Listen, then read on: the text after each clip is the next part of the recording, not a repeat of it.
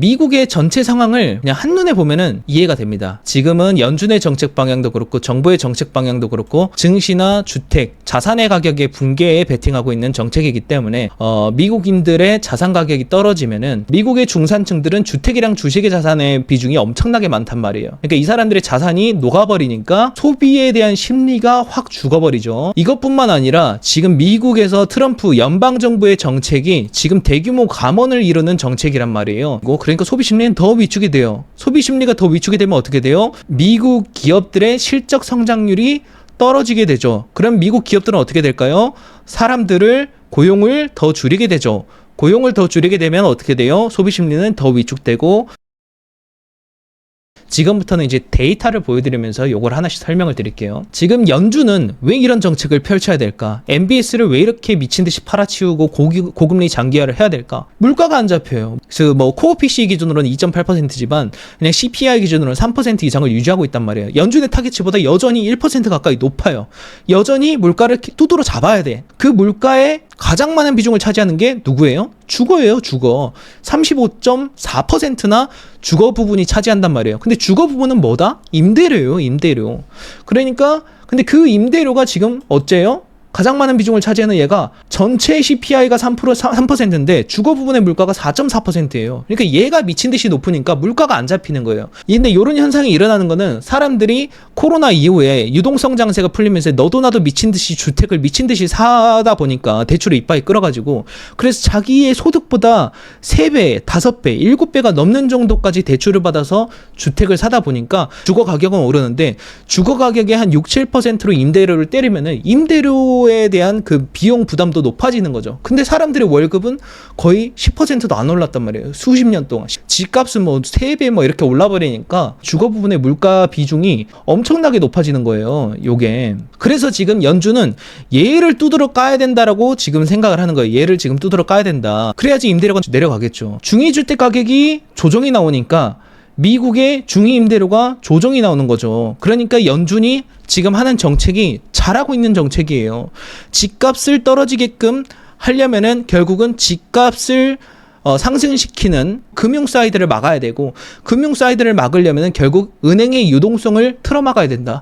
은행의 유동성을 주택 사이드에서 틀어막으려면은 MBS를 축소하면 돼요. 그래서 연준은 이 정책을 통해서 주택 가격을 떨구고 있고 주택 가격이 떨어지니까 임대료가 어떻게 돼요? 조정이 나오고 있는 것이죠. 그래서 연준은 이 상태로 트럼프가 상호관세만 부과하지 않았다면은 점진적으로 물가는 연준의 타겟치로 떨어졌을 거란 얘기죠. 뭐 내년 초나 뭐 내년 중순쯤이면. 근데 여기서 갑자기 이제 트럼프가 상호관세를 때려버리니까 연준이 갑자기 정책적으로 포지션 전환이 필요한 그런 상황이 돼버리는 거죠. 연준의 MBS 축소가 왜 이렇게 주택 가격을 하락시키냐면요. 미국 사람들은 이제 30년 모기지 금리로 주택을 많이 사는데 요게 지금 7%대에서 안 내려오고 있어요. 연준이 기준금리를 2차례 이상 인하를 했는데도 불구하고 기준금리는 인하됐는데 30년 모기지는 거의 안 내려오고 있단 말이에요. 7%대에서 거의 위아래로 횡보하고 있는데 그 이유가 뭐냐면은 연준이 MBS를 엄청나게 시장에서 팔아치우니까 어떤 현상이 일어나냐면은 은행 같은 경우에는 여러분들에게 주택을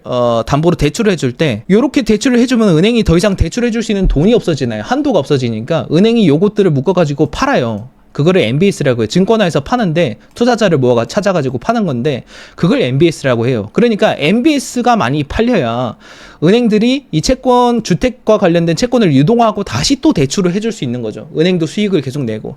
근데 만약에 이 MBS를 가장 많이 가지고 있는 단일 투자자 기준으로 가장 많이 가지고 있는 연준이 거의 최대의 투자자거든요. MBS의 연준이. 얘가 갑자기 MBS를 시장에서 미친 듯이 팔아치워버리면은 매월 50조 원씩 팔아치우고 있다니까요. 그러니까 MBS의 금리가 어떻게 돼요? 시장에 매도량이 엄청 나오니까 수요 대비 매도가 많으니까 투자자에게 줘야 되는 금리가 높아지는 거예요. 수요가 적어지니까. 그게 높아지면 어떻게 돼요? 주택담보대출을 해줄 때 높은 금리를 유지할 수밖에 없다라는 거죠. 그래서 이 모기지 금리가 안 내려오는 거예요. 그래서 연준은 이 정책을 통해서 기준금리는 점진적으로 인하를 하되 그 인플레나 물가나 실업률을 고려해서 인하를 하되 MBS 축소 정책을 통해서 그 30년 모기지 금리 수준을 높게 유지를 하고 그래서 집값을 점진적으로 떨어뜨리는 정책을 펼치고 있는 애란 말이에요. 그래서 중위 가격이 지금 점진적으로 조정이 나오고 있고 중위 임대료가 점진적으로 조정이 나오고 있어요. 근데 중요한 건 뭐예요? 집값이 점점점 빠지니까, 자산 가치가 점점점 빠지니까 어떻게 돼요? 미국인들은 전체 자산의 이렇게 거의 50% 이상의 비중이 주택이란 말이에요. 주택인데 주택 가격이 떨어져요. 그러면 자산 가치가 떨어지게 되겠죠? 자산 가치가 떨어지면 어떻게 돼요? 사람들이 내 자산이 감소가 되니까 소비 심리가 점점 위축이 돼요. 그런 상황이었는데, 그렇게 소비 심리가 위축이 되고 있었는데, 갑자기 또 트럼프가 보호무역 정책이라고 해서 상호 관세를 또 엄청난 규모로 때려버리니까 한 10% 우리는 생각하고 있었는데 갑자기 뭐 30%, 60% 엄청난 수준으로 때려버리니까 갑자기 물가가 미친 듯이 치솟을 수 있을 것 같은 우려가 생기는 거예요.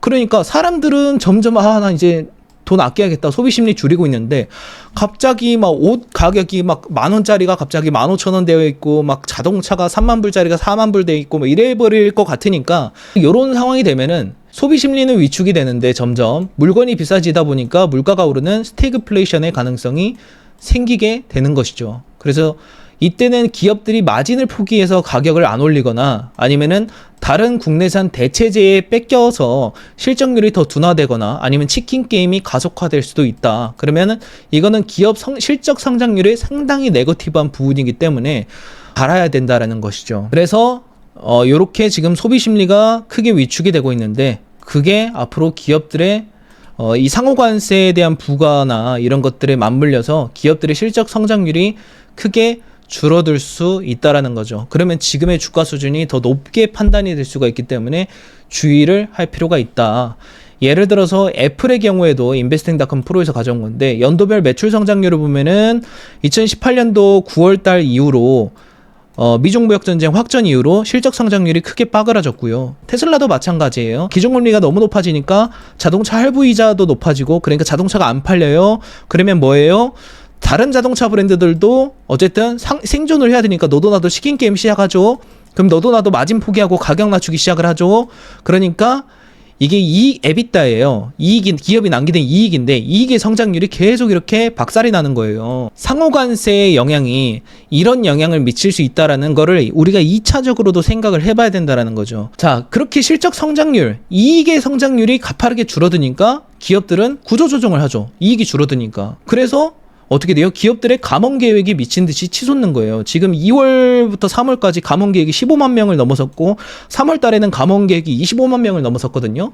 그러니까 미친 듯한 감원 계획이 앞으로는 미국의 고용을 엄청나게 줄여나갈 수도 있는 것이죠. 이게 미국의 챌린저 감원 계획이고, 이게 아래가 실업률인데, 실제로 이거를 매칭해서 보잖아요. 같은 패턴이란 말이에요.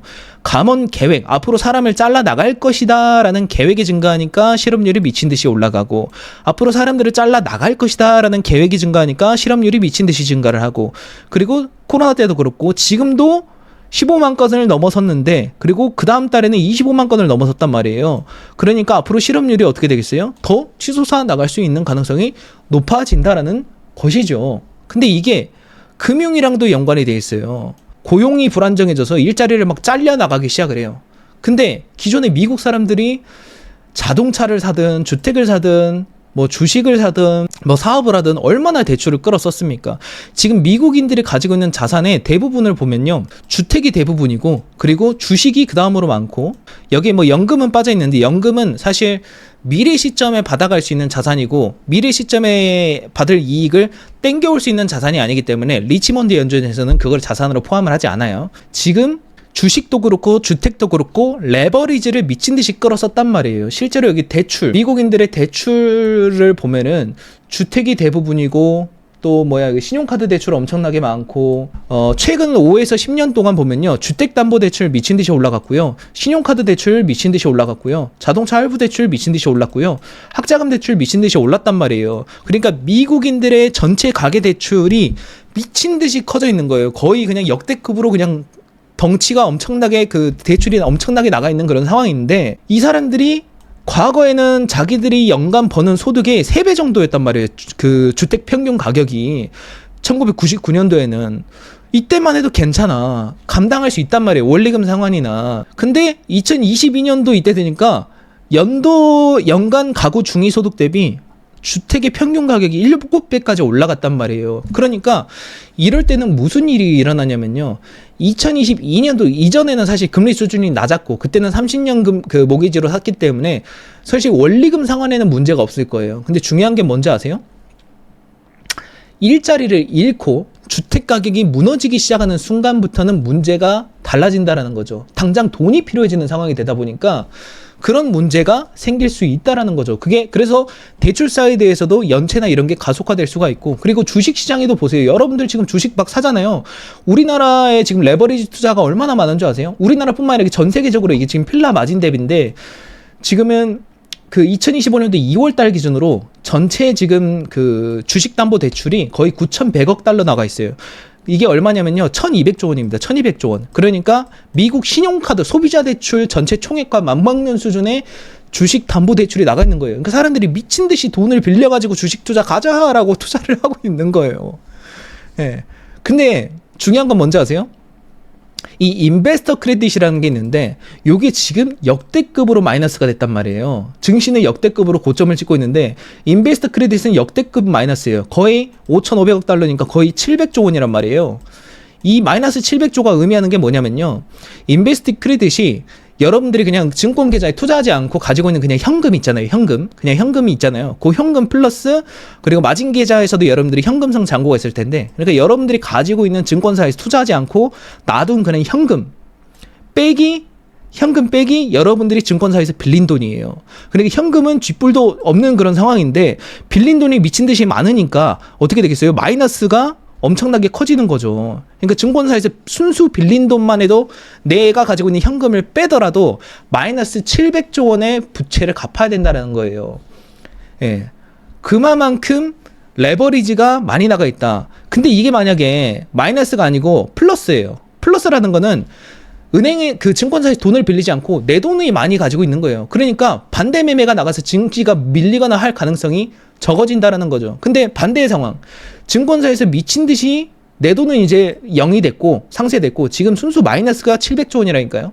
그러면은 이렇게 된 상태 때는 증시가 밀려나가기 시작하는 지금과 같은 시기에 특히 연준이나 정부의 정책 방향이 증시의 붕괴를 만들고 있는 그런 상황에서 마이너스 700조 원의 마진 크레딧이 얼마나 시장에 추가적인 반대 매매를 일어날 수도 있는 것인가. 그래서 증시에 조정이 계속 일어나면은 반대 매매나 마진콜이 일어나서 추가적인 붕괴를 유도할 수 있다라는 것을 이야기를 하는 것이죠. 보시면 S&P가 지금 최근 몇 개월만 하더라도 2월 중순부터 얼마나 밀렸습니까? 17% 이상 밀렸어요. 이 추세가 계속되면요. 반대 매매가 가속될 수가 있다라는 거죠. 그래서 그런 것들도 우리가 알고 있어야 된다라는 것을 말씀을 드리는 거고, 실제 근데 중요한 건 뭐예요?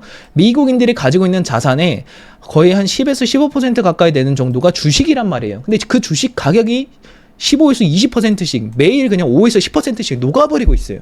그러면 어떻게 돼요? 자산이 삭제가 되니까, 근데 게다가 대출도 많고 이자 부담도 커서 연골 규모가 크니까 중위 소득 대비 지금 대출 규모 그 자산 가치가 막 7배씩 되니까 대출을 많이 받았을 거 아니에요. 근데 그 상황에서 갑자기 기업들이 어떻게 돼요? 감원 계획을 미친 듯이 늘린단 말이에요. 근데 감원 계획이 늘어나면 실업률이 높아진다 했죠. 일자리가 없어지면은 내가 당장 먹고 살아가는 돈이 없어지기 때문에 이미 마이너스가 된 자산이라도 이걸 팔아서 현금화해서 먹고 살 돈이 필요하단 말이에요. 왜냐면 대부분이 현금을 많이 안 가지고 있거든요. 대부분이 주택이나 주식에 가지고 있단 말이에요. 그래서 이걸 현금화해서 먹고 살아가는데 돈을 써야 돼요. 실업률이 미친 듯이 올라가면은. 왜냐면 회사에서 돈을 안 주니까. 물론 실업수당이 나가겠지만. 근데 중요한 건 뭔지 아세요? 미국의 매년 9주차, 매년 3월 1일 첫 번째 주 9주차의 파산 건수가, 주간 파산 건수가 가파르게 치솟고 있단 말이에요. 2021년도에는 3월 첫 주차, 9주차에 5,000건밖에 안 나왔는데 일주일에 지금 8,000건을 넘어섰고 챕터 13까지 하면은 4,800건에서 총 13,000건이 넘는 파산 건수가 매주 나오고 있다라니까, 매주. 근데 이 상황에서 기업들이 지금 어떻게 돼요? 감원 계획을 미친 듯이 늘리고 있단 말이에요. 최근에 2월, 3월에 감원 계획 15만에서 25만까지 높아졌단 말이에요. 실업률이 더 올라갈 수가 있다. 그럼 실업률이 올라가면 어떻게 돼요? 이 파산 건수가 더 증가를 하겠죠. 여기에서 챕터 7과 챕터 13이 가장 많은 그 파산 건수를 내고 있는데 매주 챕터 7이랑 13이 뭐냐면은 챕터 7은 청산 파산이에요. 그러니까 일이 그만두고 수입이 없어가지고 빚을 이제 갚을 능력이 없다. 라는 상황이 돼버리면은 청산 파산을 해요. 내가 가지고 있는 자산 다 팔아라. 난 못 갚는다. 배째라. 라고 하는 게 청산 파산이고, 이게 지금 미친 듯이 올라가고 있는 거죠. 지금 매주. 그리고 챕터 13이 개인 회생이에요. 내가 회사에서 잘리지는 않았어. 잘리지는 않았는데 카드 빚이나 뭐 이런 것들이 이자가 너무 높아지고 대출이 많아지니까 이걸 도저히 감당을 할 수가 없는 거예요. 근데 내 집은 팔기 싫어. 집은 지키고 싶단 말이에요. 가정이 있으니까. 이런 경우에는 개인 회생을 해서 앞으로의 소득, 3년에서 5년 동안 앞으로의 소득의 일부를 채무 상환에 쓰겠다라는 계획을 세워서 법원의 승인을 받는 거예요. 그러니까 지금 챕터 7이나 챕터 13이나 둘 다 상당히 유동적으로 힘든 상황인데, 챕터 7이나 챕터 13이 둘 다 지금 가파르게 늘어나고 있다는 거를 의미를 하는 것이죠. 예. 앞으로 시장에 악영향을 미쳐 나갈 거라는 거죠. 근데 지금 트럼프가 이런 상황에서 상호관세까지 때려버리니까, 근데 때려버리는 규모가 보편관세 10%에다가 상호관세, 각 국가별로 상호관세까지 하면은 엄청난 수준의 관세를 때린 거예요. 미국의 물가가 미친 듯이 치솟을 가능성이 있죠. 근데 그렇게 물가가 치솟게 되면은 어떻게 돼요? 수입하던 기업들은 결국은 자기의 마진을 포기해서 기업 실적 성장률이 줄어들 수가 있는 상황이 될 수 있는 거고, 그런 리스크가 생길 수가 있는 거죠. 그러니까 어떻게 돼요? 가계나 기업의 대출이나 증권담보대출에 대한 반대 매매도 미친 듯이 늘어나고, 그리고 고용의 감소가 미친 듯이 일어나는 그런 상황으로 이어진다라는 것이죠. 그러니까 어떻게 돼요? 사람들이 파산 건수도 늘어나고 못 갚아요. 그래서 신용카드 대출에 대한 대손 상각률은 연체를 넘어서 아예 못 갚는다고 해가지고 그냥 손실 처리하는 거예요, 은행들이. 그 상각률이 벌써 거의 5%에 달할 정도로 미친 듯이 치솟고 있는 상황이고, 그리고 자동차 할부 대출의 연체율이에요, 이거는. 연체율은 4.8%, 연체율이 5%, 그리고 학자금 대출도, 이게 지금 이제 학자금 대출 같은 경우에는 정부의 지원 정책이라고 세이브 플랜이라고 해서 당장의 연체가 찍히지 않도록 정부가 이거를 빚을 면제해주고 있는, 이자 상환이나 이런 거를 면제해주고 있기 때문에 연체율이 치솟고 있지 않은 건데, 그거를 사실 걷어내보면 실제 연체율은 미친 듯이 치솟을 수 있다라는 게 섀도잉 연체율이에요. 이거는 10%를 넘어가고 있단 말이에요, 학자금 사이드. 그러니까 신용카드 대출도 1조 달러 이상, 자동차 할부 대출 거의 2조 달러, 학자금 대출 거의 1.5조 달러, 이것만 해도 거의 4조 달러의 대출인데 이거에 대한 연체나 대손 상각이 치솟고 있다라는 것이죠. 근데 이 상황에서 트럼프가 지금 상호관세 때렸고, 물가 더 치솟을 거고, 기업들이 고용 줄여 나가면 파산 건수 더 증가하고, 연체나 상각률도 더 증가를 하겠죠. 빚을 못 갚으니까. 그래서 이게 계속 이어진단 말이에요. 정부의 정책이 자산과 고용, 소비, 기업의 실적에 계속 연관이 돼서 이어지는 이 흐름, 큰 그림을 우리가 봐야 된다라는 거죠. 그리고 이제 특히 중소나 중견기업들이 아마 이 상호관세로 인해서 리스크가 엄청나게 커질 거예요. 왜냐면은 대기업들 같은 경우에는 금융 조달을 하기가 유리해요. 신용등급이 높다 보니까 사실 국채금리랑 비교하더라도 스프레드가 거의 안 벌어지기 때문에 조달 비용이 높지 않거든요. 그리고 신용등급이 높아서 해외에서도 자금 조달이 쉬운데, 중소나 중견기업들, 그러니까 투기 등급에 있는 기업들은 스프레드가 미친 듯이 벌어져요. 그러니까 국채금리보다 훨씬 높은 수준의 더 높은 이자를 지급을 하기 시작을 해야 되니까 실적 성장률도 줄어들고 치킨 게임도 하는데 금융 비용까지 높아지니까 더 힘들어지는 상황이 되는 거죠. 그래서 파산이 늘어날 수도 있는 가능성이 크다. 그래서 2024년도 말에 보면은 기업들의 파산 건수가 거의 코로나 수준보다 더 높은 수준까지 나와 있잖아요. 그래서 이제 그런 부분도 참조해 볼 필요가 있을 것 같고, 그래서 제가 이야기하는 게 그거예요. 모든 거의 시작은 여기다. 연준과 정부의 정책 방향에서 시작이 된다. 그래서 얘네가 태세 전환을 하지 않는 이상 증시의 반등이 나오기 쉽지 않다. 그래서 우리가 증시의 반등 언제 나오지를 보기 전에는 항상 연준과 정부의 방향을 주목을 해야 돼요. 정부가 갑자기 시진핑 주석을 만나겠다, 아니면 정부가 갑자기 유럽과의 그런 상호관세와 관련돼서 미팅 협상을 진행하겠다, 뭐 이런 발언이 나오면은 일시적인 반등은 나올 수 있다. 왜냐면 완화적인 정책이 나올 수도 있는 가능성이 있으니까 이제 그런 거고, 근데 이게 완벽하게 해소가 되려면은 결국은 유럽이든 어디서든 꼬리를 내리거나 해서 트럼프가 완벽하게 이 상황을 정리해줘야 된다. 그래야지만 이 정부 사이드에서의 정책 변화가 명확하게 나왔다라고 볼 수가 있고, 연준 같은 경우에는 트럼프가 지금 상호관세로 물가 상승 압력을 안 만들었다면은 연준은 그냥 기존처럼 요거 MBS 줄여가지고 집값 떨어뜨려서 임대료 떨어뜨려가지고 점진적으로 가장 큰 물가 비중을 차지하는 주거 물가를 낮춰오면서 인플레를 낮춰나가면 됐었는데, 그럼 전혀 문제가 없었단 말이죠.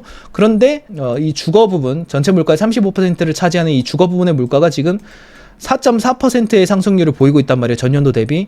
근데 요거를 지금 연준이 MBS를 가파르게 줄여서 30년 모기지 금리를 7%대에서 안 내려오게 만들어서 주거 부분의 가격을 떨구고 있는 그런 노력들을 해나가고 있는데, 그래서 지금 주거 부문의 물가가 지금 가파르게 잡혀오고 있었는데, 그래서 조금만 더 지나면은 연준이 타겟하는 수준까지 내려와서 연준이 이제는 기준금리 인하를 뭐 중단하거나 뭐 이런 기준금리 인하를 더 해나가거나 굳이 높은 금리를 유지할 필요도 없을 수도 있다라는 거죠. 근데 그런 상황이었는데 트럼프가 2025년도 4월 3일에 갑자기 시끄럽고 당장 내려 상호관세를 개시를 합니다. 그래서 이 상호관세를 개시하자마자 어떻게 되냐는 저는 이렇게 받아들였어요. 트럼프가 자기 정책은 유지할 거니까 연준 네가 네 정책을 바꿔라고 저는 책임을 미룬 거라고 생각을 해요.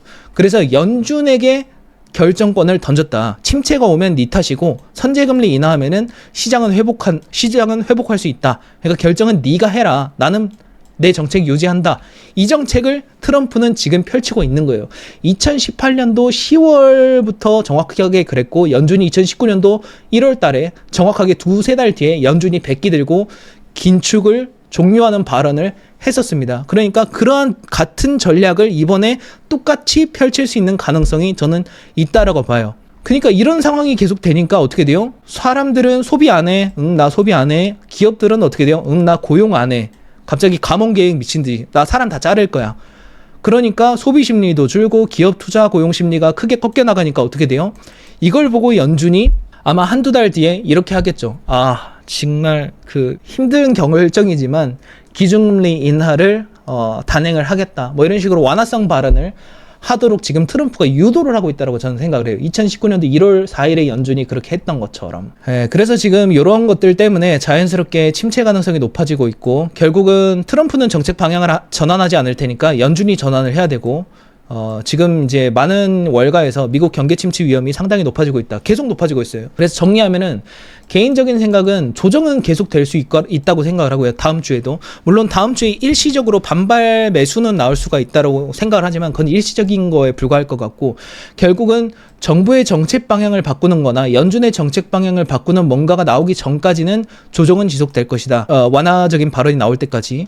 뭐 예를 들어서 무역 협상을 한다라든지, 뭐 유럽이나 중국과 미국이, 아니면은 그 유럽에서 뭐 트럼프를 한번 만나겠다, 뭐 이런 발언을 한다라든지, 아니면 연준에서 갑자기 생각보다 침체 가능성이 높아 보인다, 금리 인하 시기가 빨라질 수 있을 것 같다, 뭐 그런 발언을 한다라든지, 그런 완화적인 발언, 전환적인 발언, 정책의 전환 발언이 나오게 되면은 그때가 증시에 좀 반등이 어느 정도의 시그널이 될 수 있지 않을까. 그래서 중요한 거는 그 매 순간 나오는 지표를 나왔을 때마다 해석을 하고 연준이 어떻게 펼쳐나갈 것인지, 정책을 어떻게 바꿔나갈 것인지에 대한 거를 생각하고 예측을 해야 되는 거죠. 언제 시그널을 줄지에 대한 예측이 필요한 거고, 그리고 정부나 연준의 이런 장기적인 정책 변화가 기업들의 실적 성장세에도 영향을 미치는지, 그래야지만 이게 PER이나 현재의 주가 수준이 적정한지도 계속 알 수가 있기 때문에 기업들이 영향을 받는지, 그래서 단기적인 결과만 보면 추세 전환인지 아니면 단기 이슈인지를 모르기 때문에 계속 그 추이를 지켜봐야 된다는 게 중요하다는 거죠.